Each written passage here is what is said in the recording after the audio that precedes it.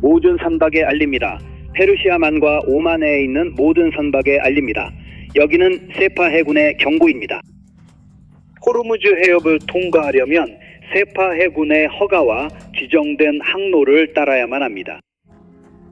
어떤 선박이든 우리의 허가 없이 AIS를 끈 채 또는 지정된 항로를 벗어나 호르무즈 해협을 통과하려 한다면 발생하는 모든 위험에 대한 책임은 해당 선박에 있습니다. 여기는 세파 해군입니다. 통신 종료합니다. 트럼프는 보복을 준비하는 한편 이란은 호르무즈 해협에서 선박을 공격했습니다. 싱가포르 국적의 에버러블리라는 화물선이 오만 해안 근처 세계 에너지 무역의 중요한 지역에서 공격을 받았습니다.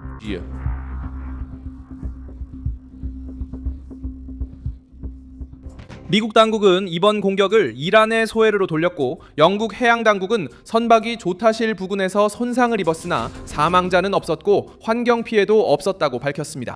이 공격은 IRGC 해군이 VHF 무전기를 통해 선박들에게 테헤란이 승인한 경로와 허가를 받아야만 통과할 수 있다고 경고한 바로 그날 발생했습니다. 트럼프가 이제 대응의 중심에 등장했고 미 중앙사령부는 F-16 전투기 가 순찰 중인 모습을 공개했습니다.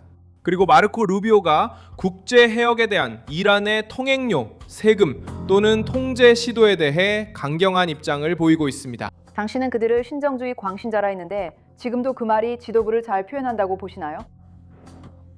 보세요. 그게 제가 그렇게 믿어서가 아니라 사실입니다. 제 말은 이란 체제는 성직자들, 그것도 급진적인 성직자들이 이끌고 있습니다. 항상 그렇게 이끌려왔고 지금도 그렇게 이끌리고 있습니다. 그렇긴 하지만 우리는 상황의 지정학적 측면도 관리해야 합니다. 그리고 또 하나가 있습니다. 그들이 미국과 이웃 국가들에 대한 사고방식이나 접근 방식을 바꿨는지 여부입니다. 그러니까 이것이 효과를 볼 수 있도록 한번 기회를 줘봅시다. 아마도 그게 바뀌었을 수도 있습니다. 저는 그게 바뀌었다고 말하는 게 아닙니다. 대통령이 그게 사실인지 탐색해보고 싶어 한다는 겁니다. 그리고 만약 그렇다면 우리가 알게 될 겁니다. 하지만 그들이 뭐라고 말하느냐로 알게 되는 게 아닙니다. 그들이 실제로 무엇을 하느냐로 알게 될 겁니다. 트럼프는 이제 무엇을 할까요? 왜 테헤란이 위험을 무릅쓰고 선박을 공격했을까요? 곧 이 모든 것을 말씀드리겠습니다. 이런 직설적이고 군더더기 없는 컨텐츠를 좋아하신다면 구독을 고려해보세요. 여기서는 매일 이런 영상이 올라옵니다. 에버러블리오는 지구상에서 가장 민감한 지역 중 하나를 통과하려다 공격을 받았습니다. 호르무즈 해협은 페르시아만과 오만만을 연결하며 여러 국가에 석유와 가스를 공급하는 결정적인 물류 흐름의 중심지입니다. 그래서 한 번의 발포, 무전으로 전해지는 위협, 항로가 차단되는 일마다 시장과 해군, 외교당국이 즉각적으로 반응하게 됩니다. 이번 목요일 보고된 공격은 맥락 없이 벌어진 일이 아닙니다. 이 공격은 몇 주간의 전쟁, 봉쇄, 각서, 협상, 그리고 워싱턴과 테헤란 사이의 상반된 신호들 이후에 일어난 일입니다. IRGC는 위험한 논리를 내세웠습니다. 선박은 이란이 지정한 항로만 통과할 수 있다는 것입니다. 명령은 무전을 통해 직접 선박들에게 전달됐습니다. 실제로 이 정권은 국제 해협에 대해 평행한 권한을 만들려고 시도하고 있습니다. 바로 그 지점에서 위기는 단순한 외교적 논쟁을 넘어 힘의 시험대로 바뀌게 됩니다. 만약 세계가 이 규칙을 받아들인다면 테헤란은 화물선, 유조선, 보험사, 항구, 그리고 가격에 대한 권력을 얻게 됩니다. 워싱턴이 대응하면 군사 충돌의 위험이 커집니다. 미국의 대응은 2014년에 시작됐습니다. 두 가지 측면에서 말이죠. 군사 분야에서는 센티컴이 중동에서 F-16 전투기를 순찰에 투입했다고 발표했습니다.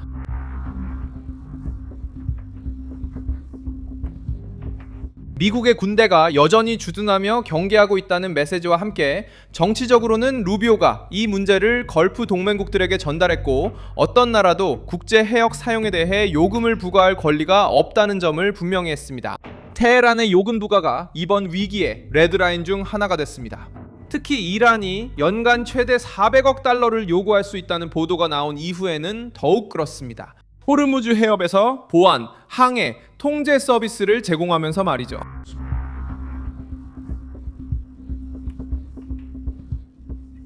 걸프협력회의 GCC도 같은 입장을 취했습니다. 바레인 마나마에서 열린 회의에서 걸프 국가들의 장관들과 미국은 어떤 지속적인 평화도 테헤란이 자금을 지원하거나 후원하는 탄도미사일, 드론, 동맹 단체들에 대해서도 다뤄야 한다고 요구했습니다. 이 메시지는 핵 문제에만 국한되지 않았기 때문에 무게감이 있었습니다. 아랍 국가들은 협상이 전체 문제를 바라보기 원합니다. 이란은 단지 원심 불리기만으로 압박하는 것이 아닙니다. 이란은 민병대, 로켓, 드론, 항구, 해상 통로, 에너지 협박으로도 압박합니다. 루비오도 자금 문제를 겨냥했습니다. 워싱턴과 동맹국들 사이의 우려는 어떤 재정적 완화도 대리 세력, 미사일, 새로운 위협의 연료가 될 수 있다는 점입니다. 그래서 미국 당국자들은 동결된 이란 자금이 테헤란 정부에 직접 전달되지 않을 것이라고 말하기 시작했습니다.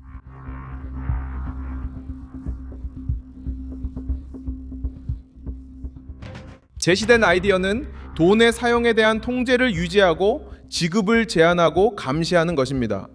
민감한 지점은 간단합니다. 제한 없이 자금을 풀면 정권의 자금 사정이 나아지고 이 지역에서 더 많은 간접 군사 행동이 가능해집니다. 테헤란은 내부적으로도 외부적으로도 반응했습니다.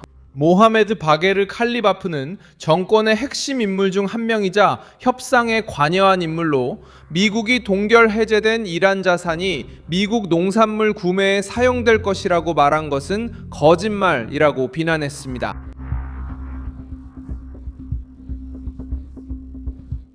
이 발언은 내러티브 경쟁을 드러냈습니다. 워싱턴은 이 자금 해제를 정권에 직접 넘어가지 않도록 통제된 방식으로 홍보하려 하고 있습니다. 테헤란은 이 합의를 승리로 내세우며 미국이 지정한 용도로만 쓰는 돈을 받았다는 이미지를 거부합니다. 이 논쟁은 또한 정권 내부의 균열을 드러냈습니다. 보도에 따르면 칼리바프는 강경파들로부터 협상과 휴전 결정에서 최고 지도자의 방침과 어긋나게 행동했다는 비난을 받기 시작했습니다. 이 갈등이 중요한 이유는 이란이 단합된 모습을 보이려고 하지만 트럼프와의 협상은 권력, 돈, 이념적 자존심, 군사 통제에 영향을 미치기 때문입니다. 정권이 분열될 때 외부 압력은 더 강해집니다. 정권이 궁지에 몰렸다고 느끼면 해상에서의 위협과 같은 공격적인 행동으로 이를 만회하려고 합니다. 호르무즈 해협이 들끓는 동안 레바논 남부도 위기의 중심에 들어섰습니다. 이스라엘 방위군 IDF, 이스라엘 군인들에게 위협이 되었던 헤즈볼라 대원 6명을 제거했다고 밝혔습니다.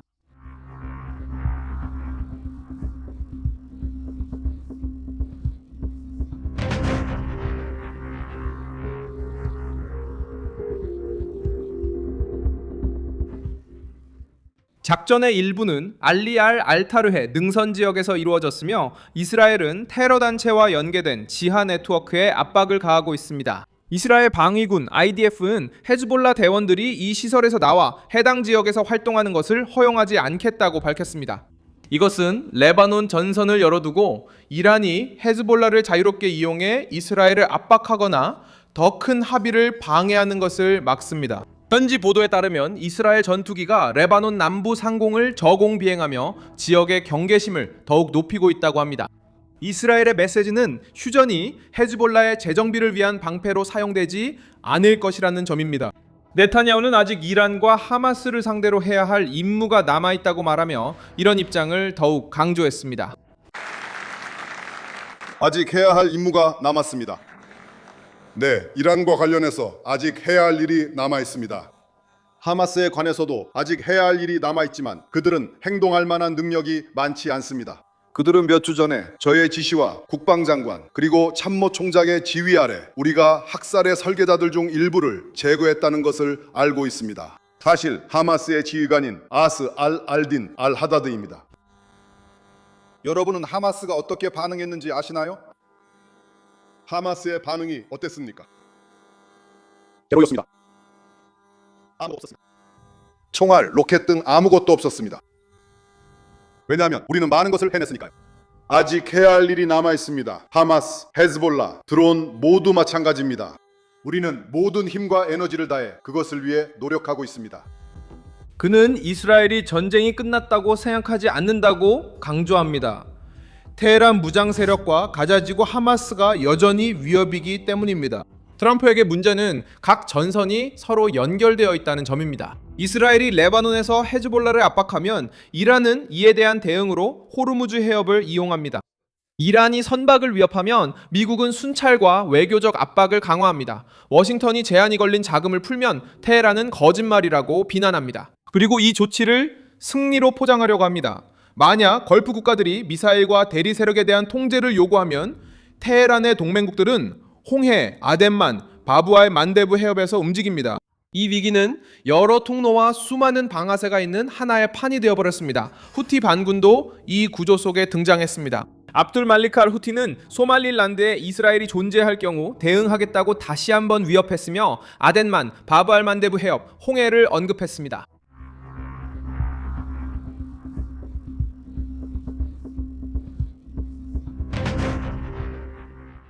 이 위협은 이란 연계 세력이 호르무즈 해협을 넘어 해상 압박을 확대하려는 것을 보여줍니다. 러시아, 이란, 예멘 간의 접근이 이루어지고 있다는 평가도 이러한 상황에 포함됩니다. 단순히 선박이 공격당한 것만이 아니라 여러 지점을 통해 전략적 상업 항로를 포위하려는 시도입니다. 레자 팔라비, 망명 중인 이란 정권 반대파도 트럼프의 새로운 게시물이 나올 때마다 헤드라인과 정치적 해석이 바뀐다고 언급하며 이 논쟁에 참여했습니다. 이란에 관해서입니다. 매우 큰 대가입니다. 트럼프 대통령은 정권 교체와 이란 국민에게 큰 약속을 하며 이 전쟁은 시작했습니다. 그가 이 일을 끝낸 당시에 실망하셨습니까? 글쎄요, 이 일이 정말 끝났는지는 잘 모르겠습니다. 네, 왜냐하면 아시다시피 몇 시간마다 이 대통령에게서 다른 트윗이 올라오고 갑자기 헤드라인이 이리저리 바뀌기 때문입니다. 그래서 저는 어떤 발언이 나와도 크게 신경 쓰지 않고 있습니다. 그리고 사실 저는 아시다시피 에비앙에서 생중계로 일어나는 일을 그냥 조금 지켜보고 있었습니다. 그 발언은 정권 붕괴를 바라는 이들의 불안감을 보여줘 의미가 있습니다. 하지만 트럼프의 한마디 한마디가 정부, 야당, 시장, 그리고 동맹국들까지 모두 움직인다는 것도 이해하고 있습니다. 이 그룹에게 위험한 점은 합의가 체제의 구조를 해체하지 않은 채 압박만 완화시킬 수 있다는 것입니다. 트럼프에게 도전은 테헤란의 재정적, 군사적 승리를 안겨주지 않으면서 양보를 이끌어내는 것입니다. 미국과 이란의 양해각서는 일정 기간을 두고 있었습니다. 미국과 이란 간의 양해각서는 안전한 통과를 위한 60일간의 기간을 두고 있었습니다.